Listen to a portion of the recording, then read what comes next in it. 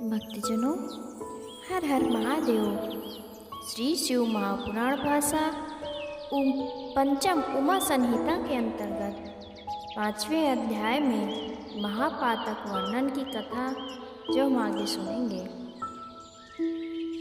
व्यास जी कहते हैं, हे भगवान, अब आप मुझे ये बतलाइए कि महानरक के अधिकारी पापी जीव कौन है। सनत कुमार जी बोले, 4 प्रकार के मानसिक कर्म होते हैं। दूसरों को धन लेने की इच्छा करना, दूसरे की स्त्री की इच्छा करना तथा चित्त में बुरा विचार कर काम का विचार तथा अभिनिवेश, ऐसे ही असंगत भाषण, असत्य अप्रिय बोलना और पिशुनता अर्थात चुगलखोरी, ये 4 प्रकार के वाचिक कर्म हैं।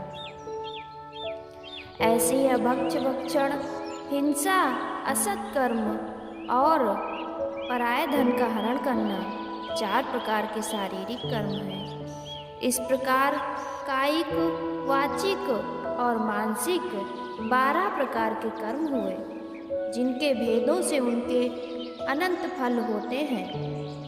जो मनुष्य महादेव की निंदा करते हैं वे बड़े पापी हैं और नरक के समुद्र में जाते हैं। जो मनुष्य शिव गाथा के करने वाले तपस्वियों तथा गुरु और पितरों की निंदा करते हैं तथा जो मूर्ख शिव ज्ञान संबंधी पुस्तक को हरते हैं, वे सब घोर नरक को प्राप्त होते हैं। जो शिव पूजन से हर्ष को नहीं प्राप्त होते और शिव पार्थिव के पूजन को नमस्कार नहीं करते और अपनी अभिलाषा के अनुकूल हो उस पर स्थित रहते हैं तथा शिव जी के आगे और गुरु के निकट उपचार से भ्रष्ट हो पर्वों में स्नान और शंकर जी की पूजा नहीं करते, गुरुओं की पूजा नहीं करते, शिव जी के भक्तों से द्वेष करते हैं और जो शिव ज्ञान को बिना पूजे ही पढ़ते या लिखते हैं तथा जो अन्यान्य से दान करते हैं, सुनते उच्चारण करते तथा लोग के कुत्सित ज्ञान से बुरी पीड़ा करते हैं, जो शिव की ज्ञान का कथा के में अपेक्षा करके कुछ और ही कहते हैं तथा जो गुरु कर्म की उपेक्षा करते हैं, वे सभी शिव की निंदा के समान महापापी कहलाते हैं। इसी प्रकार ब्रह्म हत्या करने वाला, गुरु पत्नी से गमन करने वाला, ब्राह्मण के संकल्पित दान को वापस लेने वाला, निर्दोषी को दोष दे लगाने वाला, अपनी विद्या के अभिमान से उदासीन को और श्रेष्ठ ब्राह्मण को निस्तेज करने वाला इत्यादि इस प्रकार का जो दोषी है वो ब्रह्म हत्यारा है। जो बैल आदि से तिरस्कृत हुई गायों का विघ्न करता है वो भी ब्रह्म हत्या है। जो देवता तथा ब्राह्मण का धन हरण करता है वो भी ब्रह्म हत्या के समान पाप करने वाला है, इसमें कुछ भी संदेह नहीं। यदि कोई ब्राह्मण वेद पढ़कर भी शिव के ब्रह्म ज्ञान को त्यागता है तो वो मदिरा पान के समान पाप करता है। माता पिता को त्यागना, झूठी गवाही देना, ब्राह्मण से झूठ बोलना, अभक्ष भक्षण करना, ब्राह्मण और भयभीत के लिए प्राण का भय करना, गौओं के मार्ग में, वन में या गांव में अग्नि लगाना, ये सब ब्रह्म हत्या के पाप के समान है। इस प्रकार के कितने ही महापाप हैं। अब उपाय क्या है इसे सुनो। पंचम उमा संहिता के अंतर्गत महापातक वर्णन की कथा समाप्त होती है। 6ठे अध्याय में पापों के भेद वर्णन की कथा आगे सुनेंगे।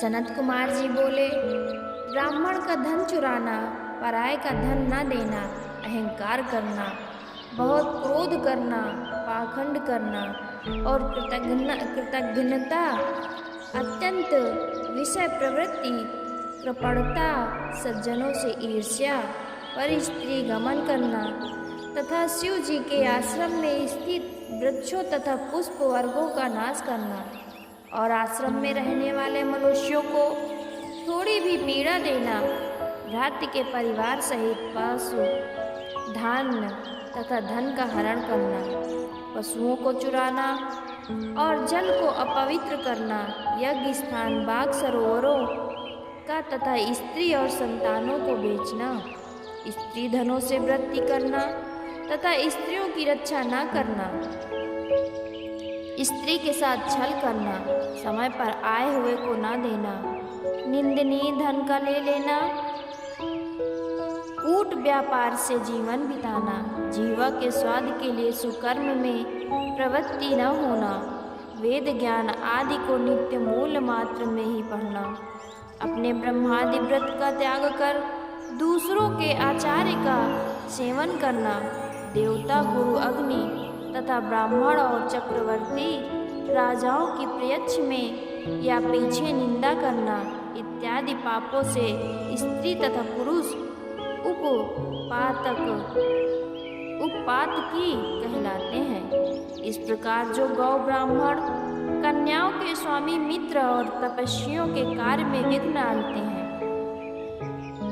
वे नरकगामी होते हैं। जो नित्य पराये द्रव्य को ठगते हैं, झूठ तौल करते हैं, ब्राह्मणों को ताड़ना करते हैं और ब्राह्मण शुद्ध स्त्रियों का सेवन करते हैं, और जो काम से मदिरा पान करते हैं, ऐसे तथा और भी जो क्रूर तथा पापकर्मी हैं, और जो अपनी आजीविका के लिए दान तथा यज्ञादि करते हैं, और जो गौशाला, अग्निजल तथा गलियों में विष्ठा करते तथा फेंकते हैं, तथा जो कपट से शिक्षा करते, छल से कर्म और ऐसे व्यापारों में तत्पर हैं, तथा जो अपनी भ्रातृयों के साथ दुर्व्यवहार करता है, और जो अपनी स्त्री, पुत्र, मित्र, बालक, वृद्ध, दुर्बल, रोगी, भ्रातृ, अतिथि और बंधुओं को भूखा छोड़कर स्वयं भोजन करता है,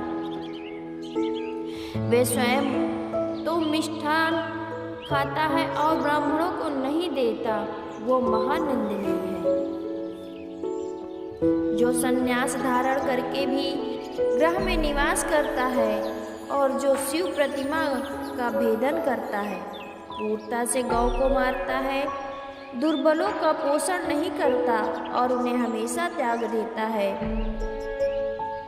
बिना भोजन किए पशु को हल में जोतता, और जो घायल, रोगी, भार से दबे हुए भूखे बैल, गाय को यत्न पूर्वक नहीं पालता, वे गौ हत्यारे पापी नरक में जाते हैं। जो पापी बैलों के अन्नकोशों को कटवाते हैं तथा बांध्या गौ जो जोतते हैं, वे पुरुष नरकगामी होते हैं। आशा लगाकर आए हुए भूखे प्यासे और अनाथों, अन्न की इच्छा करने वाले वृद्ध, रोगियों पर जो दया नहीं करते, वो नरक को जाते हैं। बकरा और भैंस का क्रय विक्रय करने वाला, कलाकार, बढ़ाई, वैद्य, सुनार आदि जो कपट भाव से राजाओं के यहाँ नौकरी करते हैं, वे नरकगामी होते हैं। शास्त्रों का उल्लंघन करने वाले, जो राजा के राज्य में प्रजा से घूस लेने वाले, अपनी इच्छा अनुसार कार्य करते हैं, वे नरक में पड़ते हैं। इसमें कुछ भी संदेह नहीं। जो राजा बिना चोर को चोर के समान और चोरी करने वाले को बिना चोरी करने वाला समझता है, वो राजा नरक में जाता है। जो घी, तेल, अन्न, मधु, मांस, मदिरा, ईख, दूध, दही, फल, शाक, काष्ठ पात्र, औषधि, भोजन, जूता और शीशा, रांगा, तांबा, शास्त्र और शंख आदि को लोभ से चुरा लेता है, वे निश्चय ही नरक में जाते हैं। जो मनुष्य इन पापों से नरक भोगने के बाद शरीर के कष्ट उठाने के निमित्त संपूर्ण योगियों को प्राप्त करता है, उपरोक्त पापी मेरी आज्ञा से बड़े भयानक यम के दूतों से पकड़ कर ले जाते हुए अति दुखित हो यमराज के लोक में जाते हैं। जो मनुष्य स्वयं कर्म करता है तथा दूसरों द्वारा कराता है या अनुमोदन करता है, उसको शरीर द्वारा, हृदय द्वारा तथा वचनों द्वारा पापों का फल भोगना होता है। पंचम उमा संहिता में 6ठे अध्याय के अंतर्गत पापों के भेद वर्णन की कथा समाप्त होती है। 7वें अध्याय में यमदूतों के स्वरूप की कथा हम सुनेंगे। सनत कुमार जी बोले, संपूर्ण मनुष्य 4 प्रकार के पापों से भय उत्पन्न करने वाले भयानक यमराज के लोक को जाने के लिए विवश हो जाते हैं। चित्रगुप्त से लेकर वशिष्ठ आदि मुनि जैसे समस्त जीव शुभ या अशुभ कर्म वाले ऐसे कोई प्राणी नहीं जो यमलोक को नहीं जाता। अपना किया हुआ कर्म अवश्य ही भोगने के योग्य होता है। शुद्ध कर्म वाले जो कृपालु हैं वे यमलोक में सौम्य मार्ग से पूर्व द्वार को जाते हैं। जो पाप करने वाले पापी हैं वे घोर दक्षिण मार्ग से यमलोक को जाते हैं तथा 86 सहस्त्र योजन कोसों को लांघ कर अनेक रूप में स्थित हुए वैवस्वत पुर को जाते हैं। रुद्र की माया से यह मार्ग पुण्य कर्म करने वालों को अत्यंत समीप और पाप कर्म करने वाले को बड़ा ही दुर्गम प्रतीत होता है।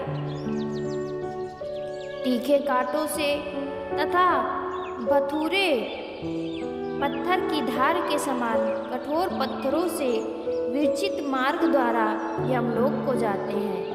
कहीं बहुत ही कीचड़ से व्याप्त लोहे की सुई के समान कुसाओं में व्याप्त तपे हुए अंगार युक्त कठिन ढेलों से तपी हुई बालू, तीक्ष्ण कीलों, कष्टदायक अंधकार, लोहे के तेज सिंगाड़ों,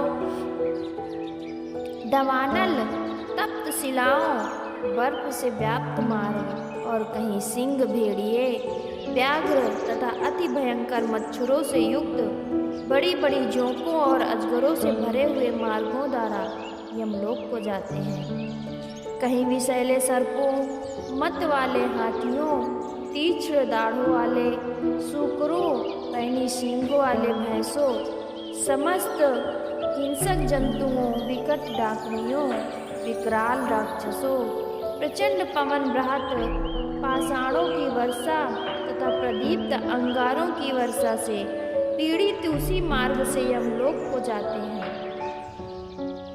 जो महापापी मूर्ख प्राणी हैं वे यमराज के यमदूतों से बलात् ले जाए जाते हैं। अनेक तथा बंधुओं, अकेले तथा बंधुओं से रहित अपने कर्म को सोचते हुए बारंबार रोते हैं तथा प्रेत को वस्त्र सहित बिना सौख्य भयभीत हुए क्षुधा से व्याकुल होते कोई हृदय से नीचे को मुख किए घसीटे जाते हुए अति दुखित ब्याल पासों से बंधी हुई रस्सी से खींचे जाते हैं।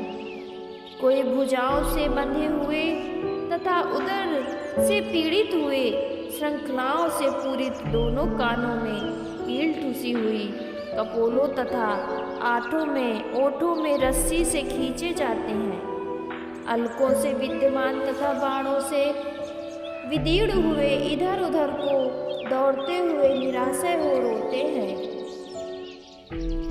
लोहे के दंडों से तथा मुद्दरों से बार बार मारे जाते हैं। रुधिर मवाद से टपकते हुए विष्ठा के कीड़ों से नीचे दबे हुए मनुष्य विवश होते हुए जाते हैं।